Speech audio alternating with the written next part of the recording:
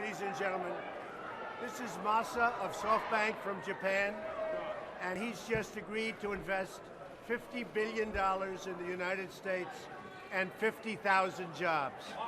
And he's one of the great men of industry, so I just want to thank you very much. Thank you. Thank you very much. We are going to invest $50 billion into U.S. and commit to create 50,000 new jobs. We are SoftBank. We are investor in. We own Sprint. We own Arm.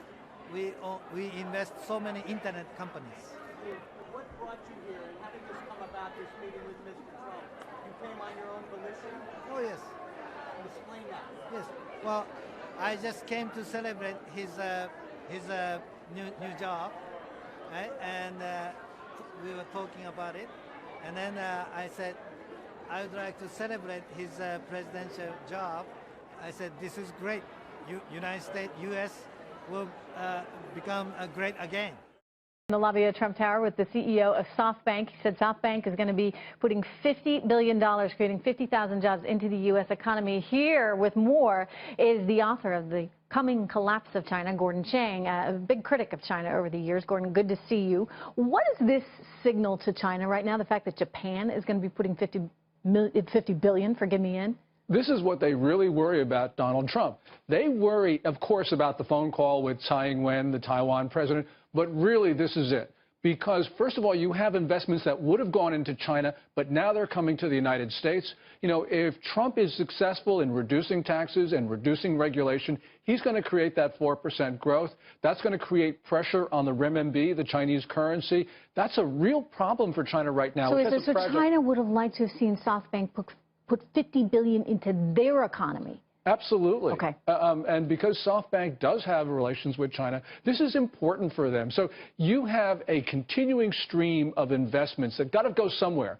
You know, and they're starting to divert away from China for various reasons. Some are going to India, some are going to Bangladesh and Vietnam, but we're now starting to see the stream of money come into the U.S. because of the optimism. You know, the Dow, 11 straight. I know. And it's up again right now, up 22 points as we speak. This is something that's got to worry China because they've got a very fragile economy right now.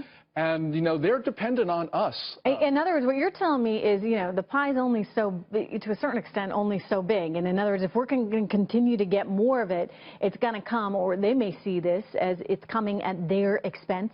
Oh, certainly. You know, we're not in one of those robust global environments. You know, global GDP this year will increase 1%, maybe 1.5%. You know, trade is going to be very, very low if there's an increase, and it very well will be heading into a delinking of economies.